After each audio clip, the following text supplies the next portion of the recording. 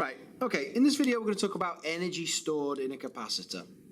Now, I'm not going to draw any circuits in this one. I'm literally just going to actually think about some of the values that we use in capacitance. So capacitance is the amount of charge stored per unit volt. Well, think about these two values very carefully. Where have we seen charge and voltage related before? Well, we see charge and voltage as voltage per unit charge, work done per unit charge equals the voltage. So we've seen this before, and actually we can rearrange this equation to show that we can work out the energy stored on a capacitor based on this equation. If we were to plot the amount of charge on a capacitor against the voltage against that capacitor, so this is charge in coulombs, apology, volts. As we increase the voltage, we would increase the charge. So we get more and more charge stored on the capacitor when we increase the voltage across it. We get more.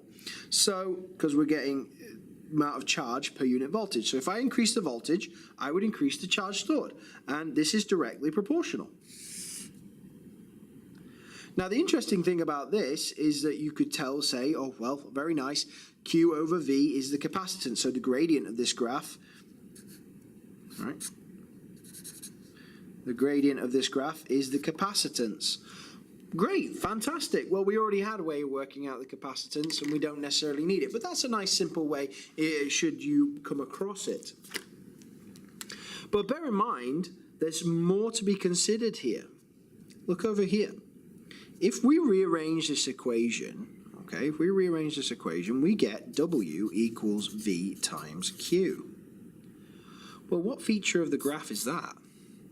Yep, hopefully you've seen it. It's the area. The area under the graph is the energy stored by a capacitor. So we can quite happily say then that W equals a half V times Q, because you've got to remember that this is not a square. This is a triangle. And so half of the area here is half base times height, which in this case is the voltage and the charge at these points. So is there any other equations that we can use to work out the energy stored? Well, yes, there is. Looking at this equation here, what we can actually then do is actually replace C in this equation with some of these values. So if I rearrange this equation for, let's say, V, for example. So V is equal to Q over C. Then I can sub that in and I can get Q over C, half Q over C, times by Q is equal to the energy. Well, how can we rewrite that? That's a half Q squared over C. Okay, sounds good. What about if I write it in terms of charge? Well, charge is C times V. So what happens when I put that in here? A half V times C times V. Well, we can rearrange that to a half CV squared. So we have quite a few equations here that we can use to determine the energy stored in a capacitor.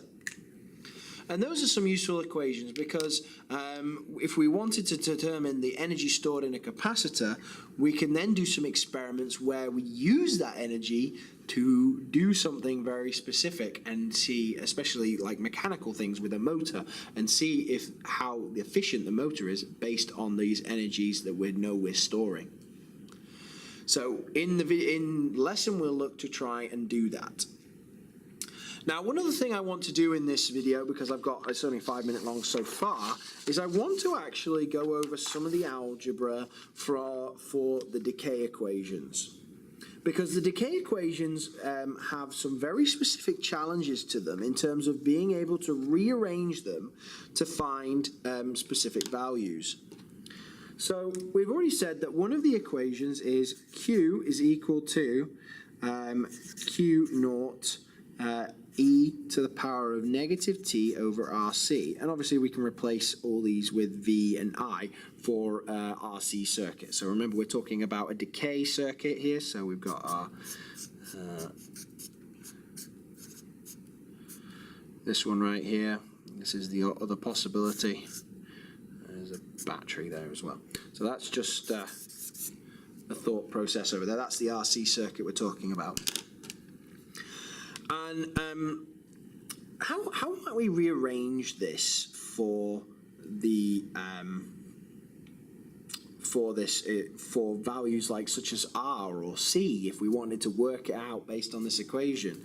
Well, we can do the algebra quite simply by just going Q over Q naught, in this case, is equal to E to the power of negative t over RC. Now, bear in mind, you may have seen this kind of thing before, and there are different ways of taking logs about this in order to make it happen. This is my preferred method. If you have another, feel free to use it, but it's important that you're able to get the right answer. So what I then say is ln Q over Q naught is equal to negative t over RC. When I take a natural log of the other side, it brings down this power. So it's a nice mathematical kind of help for you. So that is the case there. And then what you can do is you can say, okay, well, if I want the time, I can obviously times all this over by RC, or if I want the R or C, then I can divide by this fraction. So let's take the capacitance, for example. That's a good place to start. So if I want to find the capacitance, then I would be doing negative t over ln Q over Q naught. It's very important that you note that the negative sign is still there, because when you take this value, you'll find ln of this value to be a negative value overall. So you do need to pay attention to this negative value, because if you don't put it in, you'll end up with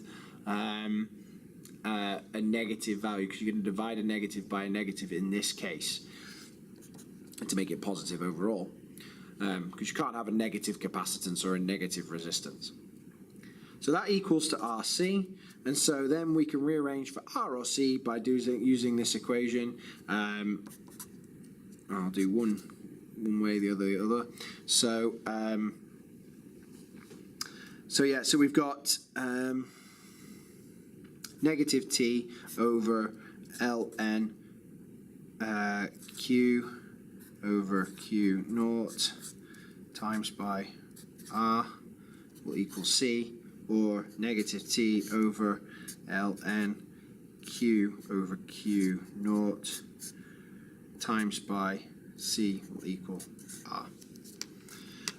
So just bear in mind, those are two very probable relationships that you might need to do, and very likely calculations that you might be expected to do. Bear in mind, you would never be expected to do this if you see a graph. So let me just make a point about that. If a graph present, one that looks like this, you don't need to do any of this. None of this needs to happen, because if you've got this graph, remember, 0.37 of this value, sorry, I've drawn that not very exponential, 0.37 of this value equals RC.